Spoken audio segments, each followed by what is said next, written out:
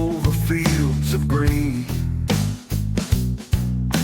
remembering the faces, the moments unseen, the hands that built a dynasty, the vision in their eyes, echoes in the auction barn beneath an endless sky. This is the Bullvine, turn the volume high, for the icons of the ages that never will die. From the show ring thunder to the quiet strength they knew, hear their stories now, coming right on through. It's a bitter January morning in 1985, and you stand in the doorway of your barn, watching your breath fog in the frigid Indiana air. The weight of impossible decisions presses against your chest like a physical force. Feed prices have skyrocketed to levels that would make your grandfather weep. Corn at $3.20 a bushel when you budgeted for $2.40. Your milk check barely covers half of what it used to, and the banknote that seemed manageable just 2 years ago now looms like a death sentence. You watch as valuable bull calves, animals that should be worth $15,000 each, are loaded onto trucks bound for the slaughterhouse. Your hands shake, not from the cold, but from the desperation of a man who built an empire on borrowed dreams and now watches it crumble into hamburger meat. These aren't just cattle being loaded. They're generations of careful breeding, genetic treasures that could have shaped the Holstein breed for decades to come. But you don't know, can't possibly know, that from this moment of complete financial devastation, a genetic revolution is about to be born. That one phone call, one empty semen tank, one accidental mating will create a Holstein dynasty that will reshape dairies from Wisconsin to Germany to Japan. That the cow born from this chaos will become known simply as Blackrose, and her descendants will still be rewriting record books 40 years later. This is the story of how the worst financial crisis in modern dairy history gave birth to the most influential Holstein family of our time. Welcome to the Bullvine podcast. I'm your host, and today we're taking you deep into the barns and boardrooms of the 1980s to witness how financial disaster, desperate gambles, and one man's vision turned genetic wreckage into dairy gold. This is the story you need to hear, because if you're running genetics today, you're probably running Blackrose genetics. To understand how we got to that desperate January morning, you need to step back to 1979. You're standing in your farm office, studying a tax form that's about to change everything. Section 46 of the Internal Revenue Code has just created something unprecedented in agriculture, an investment tax credit for livestock that allows wealthy outsiders to write off cattle purchases against their personal income. You're watching something that's never happened before in dairy history. Investment bankers from Chicago, surgeons from New York, lawyers from Los Angeles, people who couldn't tell a fresh cow from a dry one, suddenly want to own Holstein royalty. The phone calls start coming to your farm and to farms across the Midwest. Offers that make your head spin. You remember your father's warnings about easy money, but the numbers are intoxicating. A cow you might sell for $5,000 at the local livestock auction suddenly has investors bidding $25,000, $50,000, even $100,000. You're witnessing the birth of what will become known as the investor era, a speculative frenzy that injects more money into the Holstein market in 5 years than the previous 50 combined. The mechanics are simple and devastating. These investors make a down payment, maybe 10 or 15%, then write off the full purchase price against their taxes immediately. They're betting that tax savings plus future breeding fees will cover their costs. What they don't understand, what you're beginning to realize with growing unease, is that cattle aren't stocks. They eat every day, they get sick, they die, and they need to produce income to justify these astronomical prices. You watch as show cow prices spiral into the stratosphere. At the 1982 World Dairy Expo, you stand in the sales pavilion as Romandale Reflection sells for $1.3 million, more than most family farms are worth. The crowd gasps, but you feel something closer to dread. You've been farming long enough to know that when something seems too good to be true, it usually is. But for now, in the early 1980s, you're riding the wave. Every dairy magazine features stories of overnight millionaires. Farmers who've struggled for generations are suddenly writing checks with more zeros than they ever imagined. The entire Holstein industry is intoxicated by this influx of outside money. You don't know it yet, but you're watching the creation of the perfect storm, one that will soon consume everything in its path. You pull into the driveway of the Stookey farm in Leesburg, Indiana, and immediately understand why investors are drawn to this place. The barns are immaculate, the fencing perfect, the landscaping worthy of a country club. Jack Stookey has built something that looks more like a Holstein theme park than a working farm. Jack greets you at the car, smooth as silk, with the kind of charm that makes you want to trust him immediately. He's not just selling cattle, he's selling dreams. As he walks you through his facilities, you realize you're looking at the future of the dairy industry, or at least Jack's vision of it. You see that cow there? Jack points to a magnificent Blackstar daughter standing in the morning sunlight. She's not just livestock, she's genetic treasure. In 10 years, every Holstein in America will trace back to cows like her. His voice carries the conviction of a preacher and the enthusiasm of a salesman. It's intoxicating. You learn Jack's story as he shows you around. He comes from good farming stock. His parents are the salt of the earth type who've never owed a dollar they couldn't pay back. Hard-working, church-going folks who view debt as a moral failing. But Jack has bigger dreams than his father's modest operation could ever fulfill. I was watching these investors pay crazy money for average cattle, Jack explains, his eyes lighting up with the memory. And I thought, what if someone with real knowledge, someone who actually understands genetics, what if they played this game? That's when I knew I could build something special. The numbers Jack shows you are staggering. In just 3 years, he's assembled a collection of Holstein royalty that reads like a who's who of the breed. Georgian quality, Pat EX96, Nandette TT Speckle-Red, some of the most famous show cows in North America, all carrying the Stookey prefix now. His business model is brilliant in its simplicity. He buys elite cows from established breeders, not for cash, but on investor terms. A third down, the balance paid over 2 years. Then he marks them up dramatically and sells them to his network of wealthy investors who are more interested in tax write-offs than cattle knowledge. You watch Jack work a room at the Central National Show and understand why he's so successful. He doesn't just know cattle, he knows people. He can read what each investor wants to hear. The surgeon from Dallas wants to own something exclusive, something his country club friends will be impressed by. The real estate developer from Phoenix wants cattle that will appreciate like property.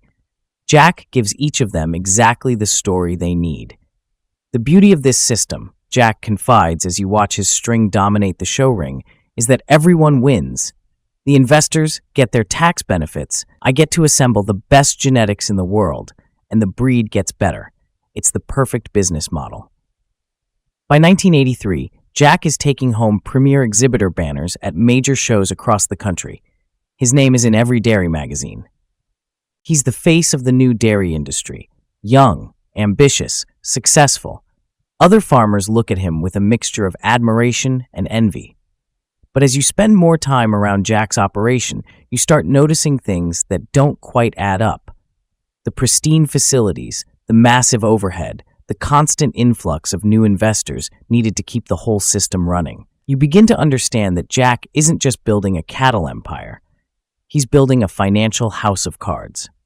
And like all houses of cards, it's only stable as long as nothing shakes the foundation. You're sitting in a sterile government office, watching Jack Stookey try to explain his business model to a room full of IRS agents who look like they've heard it all before. The expression on their faces tells you everything you need to know. The party's over.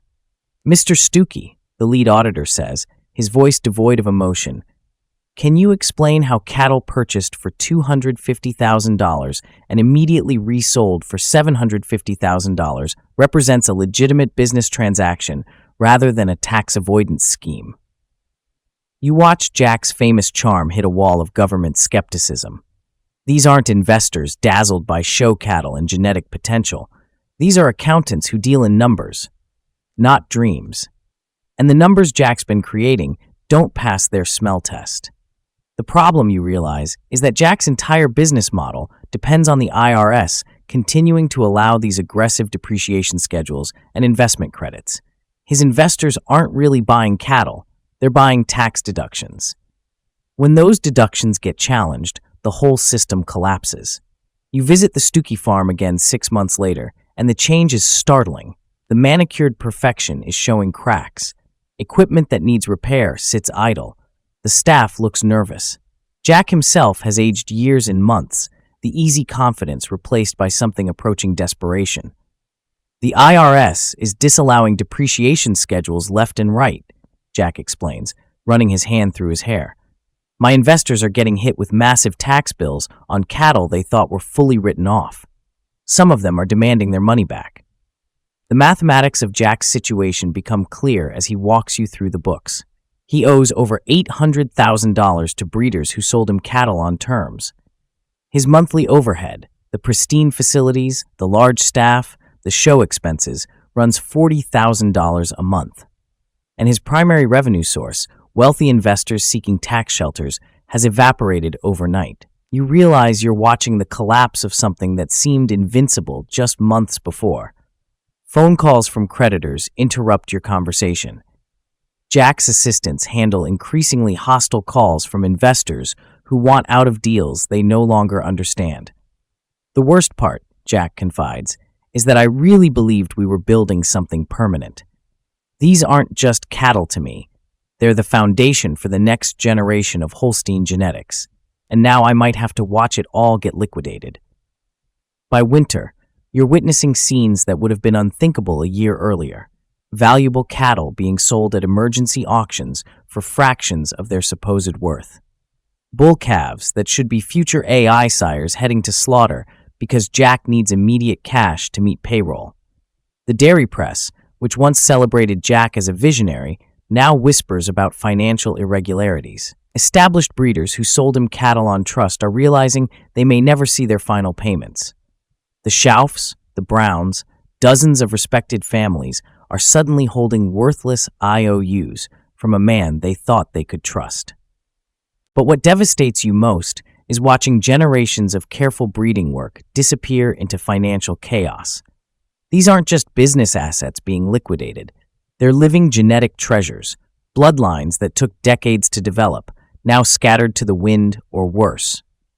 Standing in Jack's barn that winter, watching him calculate which cattle he can afford to feed through the season, you understand you're witnessing something that will change the dairy industry forever. Not because of what Jack built, but because of how spectacularly it's falling apart. You're sitting in a conference room at the Holstein Association, surrounded by breed leaders trying to make sense of what's happening to their industry. The numbers on the whiteboard tell a sobering story. Cattle values have dropped 60% in 18 months. Major breeding programs are folding weekly. The speculative bubble that lifted all boats is now drowning everyone caught in its wake. We're not just talking about money, says one veteran breeder, his voice heavy with years of experience. We're talking about genetic resources that took generations to develop, bloodlines that go back to the foundation of the breed, and they're being liquidated like commodity corn. You listen as the industry tries to diagnose what went wrong. The Section 46 tax credits were supposed to bring needed capital into dairy breeding. Instead, they created a speculative frenzy that divorced cattle values from any economic reality. Investors who knew nothing about genetics drove prices to astronomical levels based purely on tax benefits. The human cost is becoming clear. Farmers who leveraged their operations to buy into the boom are now facing bankruptcy. Banks that financed cattle purchases at inflated values are sitting on worthless collateral. Insurance companies that wrote mortality policies on million-dollar cows are hemorrhaging money. But the genetic cost may be even higher. You're watching as some of the most important bloodlines in Holstein history get scattered or destroyed. Cows that should be the mothers of future champions are being sold at commodity prices to commercial dairies, where their genetic potential will never be realized. The tragedy, explains a geneticist from the AIPL, is that superior genetics don't care about financial markets. A cow's genetic worth isn't determined by what someone paid for her, it's determined by what she can produce and transmit. But when the whole system collapses, those genetics get lost in the wreckage. This is where Louis Prange enters the story. You drive up the long lane to Elm Park Farms and immediately sense something different. Unlike Jack Stookey's showplace operation, this is a working farm. Practical buildings, efficient layouts, cattle that look healthy rather than pampered. Louis greets you with the measured confidence of a man who's seen boom and bust cycles before. He's been in the Holstein business for 30 years, long enough to know the difference between genuine genetic value and speculative frenzy. And right now, he's seeing an opportunity that others are missing. Everyone's running away from this mess, Louis explains as you walk through his barns. But superior genetics don't disappear just because the financial markets collapsed. Those bloodlines are still there. They're just trapped in a bankruptcy court instead of a show ring. You realize you're talking to someone who understands that this crisis, as devastating as it is, also represents the buying opportunity of a lifetime. Not for speculation, but for genuine genetic improvement. The kind of cattle that were selling for 6 figures 18 months ago can now be acquired for reasonable prices if you know what you're looking for and have the patience to rebuild. You return to the Stookey farm on a gray February morning and barely recognize the place. The manicured perfection of just 2 years ago has given way to the grim reality of financial collapse. Equipment sits idle for lack of maintenance money. Feed bunkers that once held the finest rations now contain whatever Jack can afford. The staff has been cut to a skeleton crew. Jack meets you at the barn, and the transformation is shocking. The smooth-talking salesman has been replaced by a man who looks like he hasn't slept in weeks. His eyes hold the hollow desperation of someone watching his life's work disintegrate. "I can't make payroll next week," Jack tells you without preamble. "The investors who haven't sued me have stopped returning my calls. The bank wants to call the note, and I've got $2 million worth of cattle that won't bring $200,000 at auction." You walk through barns that once housed Holstein royalty, now filled with animals whose care is being rationed by financial necessity. Feed is cut to maintenance levels. Breeding programs that should be planning the next generation are focused on simple survival. The legal situation is becoming a nightmare. Creditors who sold Jack cattle on terms are filing liens. Investors who discovered their tax benefits were disallowed are demanding refunds. Insurance companies are investigating mortality claims. The simple business model that seemed so elegant in 1982 has become a tangle of competing legal claims. The worst part, Jack says, his voice cracking, is watching the genetics get destroyed. These aren't just my cattle. They're the genetic heritage of the breed, and they're being liquidated like used equipment. You witness the desperation firsthand when Jack makes the decision that will haunt the industry for years. Rather than sell breeding stock at devastating losses, he starts sending young bulls, animals that should be future AI sires, to slaughter for immediate cash. The sound of those trucks leaving the farm carries away genetic potential that can never be recovered. The dairy press, which once celebrated Jack as a visionary, now covers his collapse with the fascination usually reserved for natural disasters. Headlines speak of fraud and embezzlement, though the reality is more complex. Jack wasn't a criminal. He was a dreamer who built a business model on foundations of sand. You sit in bankruptcy court as Jack's empire is officially dismantled. The judge's gavel falls with the finality of a coffin lid, and you understand you're witnessing the end of an era. The Stookey prefix, which graced some of the most famous Holsteins in history, will now be associated with financial collapse rather than genetic excellence. The asset liquidation is heartbreaking to watch. Cattle that cost hundreds of thousands are being valued at commercial prices. Embryos from elite matings are treated like surplus inventory. Genetic potential that took generations to accumulate is being dispersed like dust in the wind. But in the back of the courtroom, you notice Louis Prange taking notes. While everyone else sees disaster, he sees opportunity, and his presence suggests that this story isn't over, it's just beginning a new chapter. You sit across from Louis Prange in his farm office, watching him study genetic charts and financial documents by lamplight. The contrast with Jack Stookey couldn't be more stark. Where Jack was all charm and big dreams, Louis is methodical, analytical, focused on facts rather than fantasies. "Look at this pedigree," Louis says, pointing to a breeding chart for Nandette TT Speckle-Red. Triple threat breeding, deep maternal line, multiple excellent daughters. The genetics haven't changed just because the financial markets collapsed. If anything, the crash has made these bloodlines more valuable, not less. You realize you're watching a master geneticist at work. Louis has spent decades studying Holstein pedigrees, understanding which bloodlines consistently produce excellence and which are just fashionable names. The investor era created a market where financial speculation mattered more than genetic merit. Now, with that market collapsed, true breeding value is visible again. The problem with the investor model, Louis explains, was that it valued cattle like stocks instead of genetic resources. People bought names and show records without understanding transmission rates or breeding compatibility. They were speculating on reputation instead of investing in genetic improvement. Louis shows you his analysis of the Stookey dispersal. Hidden among the financial wreckage are some of the most genetically valuable Holstein cows in North America. Cows whose breeding records show consistent transmission of desirable traits, bloodlines that could form the foundation of future genetic progress. Take Speckle-Red, he says, pulling out production records. Multiple All-American honors, consistent high butterfat, excellent type transmission. She's proven her genetic worth over multiple generations. The fact that she's tied up in bankruptcy doesn't change her chromosomes. You understand that Louis sees something others are missing. The financial collapse has created a rare opportunity to acquire proven genetics at rational prices. But more than that, it's created an opportunity to build breeding programs based on genetic merit rather than speculative value. You accompany Louis to his meeting with the bankruptcy trustee, watching him negotiate not just for cattle, but for genetic opportunity. His proposal is elegantly simple. Lease the best cows from the Stookey estate, flush them to proven sires, and share the proceeds between the estate and his breeding program.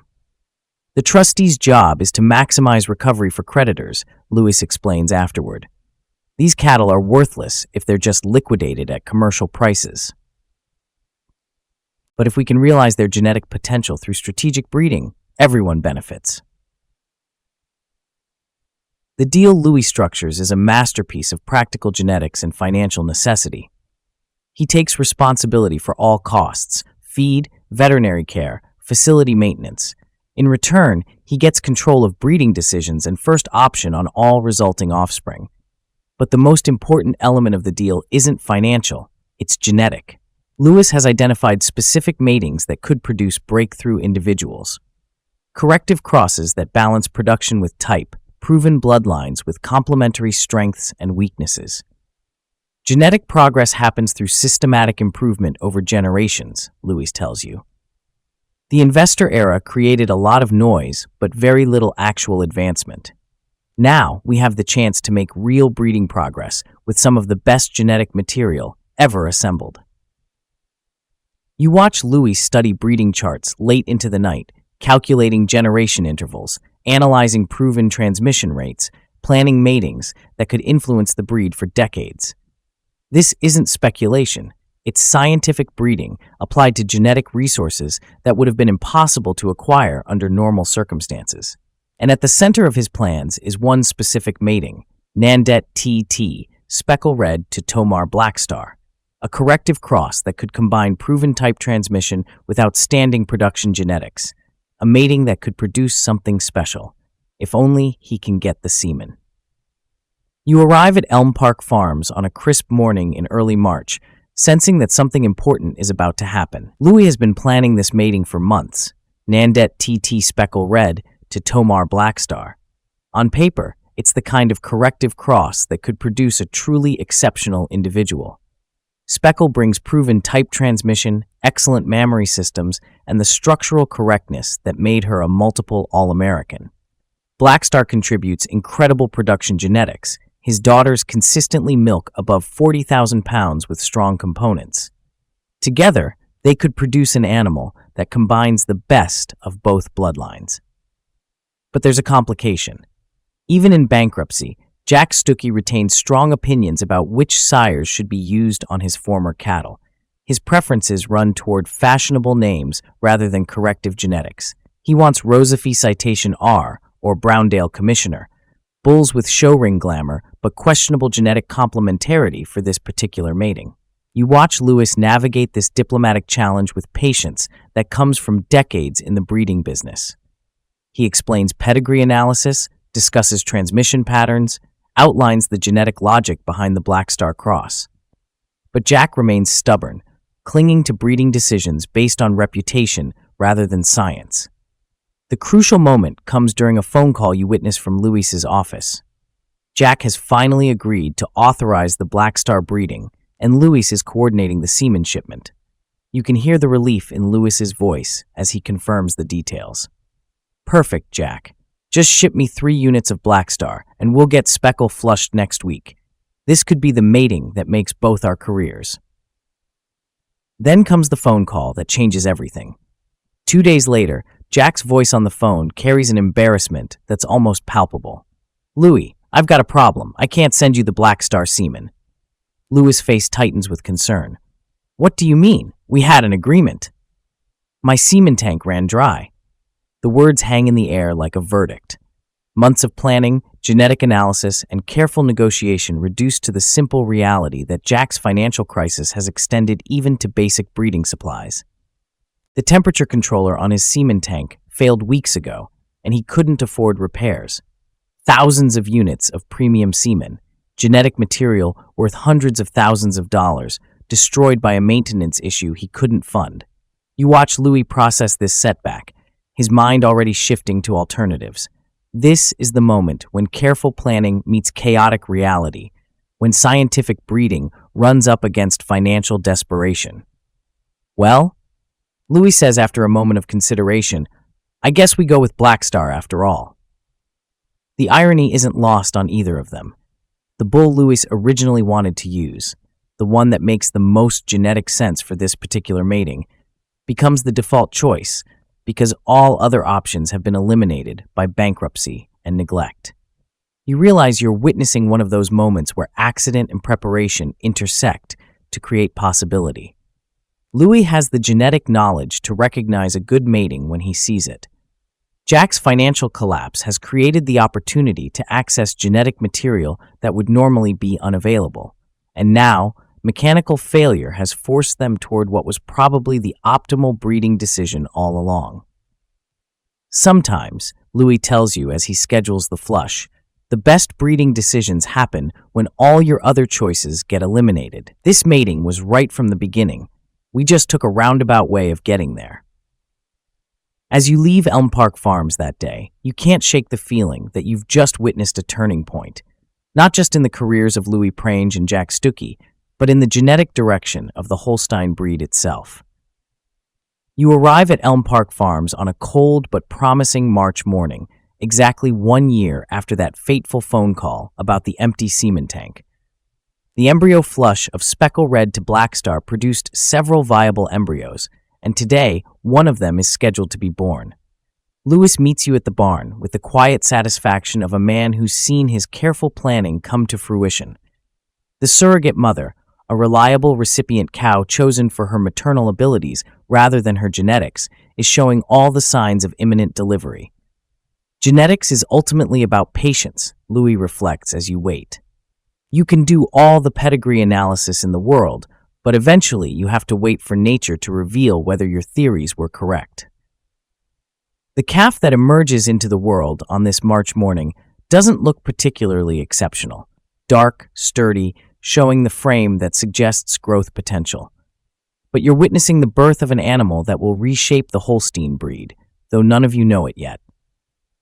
She's got her mother's refinement and what looks like her father's scale, Louis observes, running his hands over the newborn calf. Good bone, nice length, dairy character, but the real test will be how she develops and what she transmits. You return to visit the calf, now named Stookey Elm Park Blackrose, periodically over the next 18 months, watching her develop into the kind of animal that makes geneticists take notice.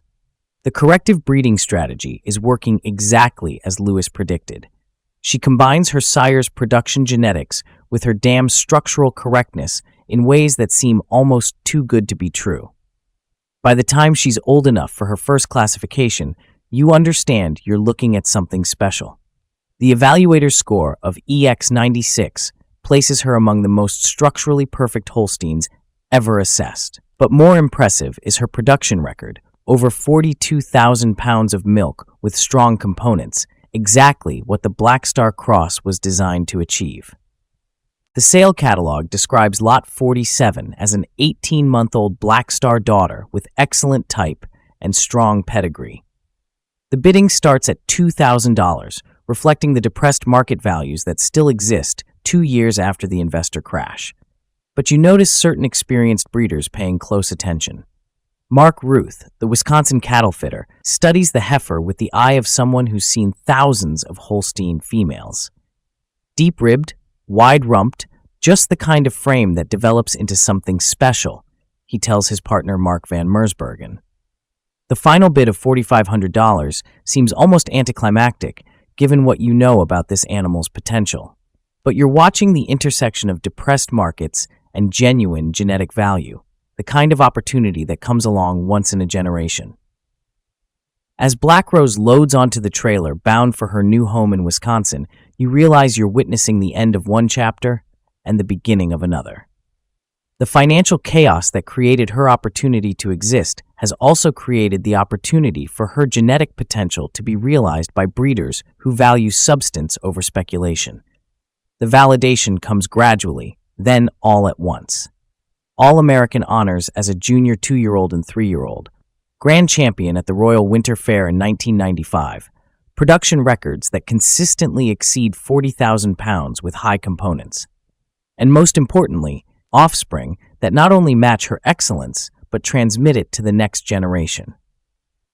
You stand ringside at the Royal Winter Fair as Blackrose accepts her grand champion banner, understanding that you're witnessing the vindication of Louis Prange's vision. The cow born from bankruptcy court chaos has become a genetic icon, proving that superior breeding decisions eventually overcome financial turmoil. But this is just the beginning of the story. The real measure of Blackrose's impact won't be her individual achievements. It will be the dynasty she establishes and the genetic influence that flows through generations yet to come. You visit breeding facilities across North America and begin to understand the scope of what Blackrose has set in motion. Her sons are becoming influential sires in AI programs. Her daughters are establishing new genetic lines in leading herds. The corrective breeding decision that Louis Prange made in desperation has created a genetic explosion. Indian Head Red Marker, one of Blackrose's sons, stamps daughters with incredible frame and capacity. You watch his offspring dominate show rings and production contests, though his genetic proof reveals the complexity of breeding progress, extreme strength coupled with utter challenges that require careful mate selection. The Blackrose sons aren't easy to use, explains a geneticist at Select Sires. They give you incredible power and frame, but you have to be smart about correcting their weaknesses. They're specialized tools, not general-purpose sires. But it's through her daughters that Blackrose's most enduring influence flows. Rosedale Lee Ann becomes the maternal link to what will be the most famous red and white Holstein in history. Markwell Leader Rose produces sons that influence breeding programs internationally. The culmination comes at the 2005 World Dairy Expo, when Lavender Ruby Redrose Red, Blackrose's great-granddaughter, accomplishes something that seemed impossible. She becomes the first and only red and white Holstein ever named supreme champion over all breeds at the world's most prestigious dairy show. You stand in the arena as the announcement echoes through the packed Coliseum, understanding that you're witnessing the peak moment of a genetic dynasty that began in bankruptcy court 15 years earlier. The bloodline that emerged from financial chaos has achieved the ultimate validation. But Redrose's championship represents more than individual achievement. It demonstrates the power of systematic genetic improvement over multiple generations. Each mating decision, each selection choice, each breeding strategy has contributed to this moment of triumph. The impact spreads globally through sons like Ladino Park Talent, who becomes Australia's most successful sire export. His semen sells in over 40 countries, carrying Blackrose genetics to dairy operations from New Zealand to Japan to Germany. The genetic influence that began with one corrective cross in Wisconsin now shapes Holstein breeding worldwide. You visit herds in different countries and see the same patterns repeating. Blackrose descendants consistently producing superior offspring, contributing to both show ring success and commercial profitability. The genetic resilience that Louis Prange recognized has proven itself across diverse climates, management systems, and breeding objectives. The scientific validation comes through genomic analysis that wasn't available when Blackrose was born. Modern genetic evaluation confirms what practical breeders observed. Her chromosomes carried combinations of favorable alleles that consistently improved offspring performance across multiple traits. When we look at Blackrose's genetic profile today, explains a researcher at the Council on Dairy Cattle Breeding, we can see why she was so successful as a transmitting female. She carried rare combinations of genes that improved milk production, structural correctness, and reproductive efficiency simultaneously. The technology that allows this analysis didn't exist in 1990, but the genetic principles Louis Prange applied were sound. Corrective breeding, systematic selection, and long-term genetic planning produced results that modern science can now explain and predict. You walk through a modern dairy facility equipped with robotic milking systems, automated feeding, and real-time genetic monitoring. The technology would seem like science fiction to the farmers of 1990, but the genetic principles haven't changed. And chances are, many of the cows you're looking at carry Blackrose genetics in their pedigrees. About 15% of our herd traces back to Blackrose bloodlines, the farm manager explains as you tour the facilities. Not because we're chasing pedigree fashion, but because those genetics consistently produce the kind of cows that work in our system. High production, good longevity, efficient feed conversion. The modern dairy industry faces challenges that the farmers of 1985 couldn't have imagined. Environmental regulations, carbon footprint concerns, precision nutrition, genomic selection. But the fundamental need for genetically superior cattle remains unchanged, and Blackrose bloodlines continue to contribute to these solutions. You review genetic evaluations on the farm's computer system, seeing how genomic testing now allows breeding decisions that would have taken decades to evaluate through traditional progeny testing. But the top-ranking females still trace back to genetic foundations established during the chaos of the investor-era collapse. The dynasty continues with animals like Ladyrose Caught Your Eye, who represents the modern evolution of Blackrose genetics. 3 consecutive World Dairy Expo championships, offspring that dominate group classes, genetic consistency that rivals the original matriarch. The careful breeding strategies that Louis Prange began have been refined and amplified by modern technology. The way Caught Your Eye transmits is comparable to the greats in red and white breeding, notes a current industry geneticist. Her consistency is incredible. 16 milking daughters classified VG 87 or higher, 7 daughters with PTATs above 4.0. Placidity %. That's the kind of genetic reliability that defines true breeding value. You realize that the story isn't finished. It's still being written in barns and breeding programs around the world. Every mating decision involving Blackrose genetics adds another chapter to a story that began with financial desperation and accidental breeding choices. The tools available to today's breeders, genomic testing, embryo sexing, reproductive technologies, allow them to amplify and direct genetic progress in ways that Louis Prange could only dream about. But the fundamental principles he applied, corrective breeding, long-term planning, systematic improvement, remain the foundation of successful genetic programs. You sit in your own farm office, studying genetic reports and planning breeding decisions for the coming season. The tools at your disposal would amaze the farmers of 1985. Genomic evaluations that predict genetic merit before birth, reproductive technologies that multiply elite genetics, market information that flows instantaneously around the globe. But the lessons from the Blackrose story remain profoundly relevant. Financial speculation can inflate values beyond reason, but genetic worth endures. Crisis can destroy business models while creating opportunities for those with vision and patience. And sometimes the best decisions emerge from having all your other choices eliminated.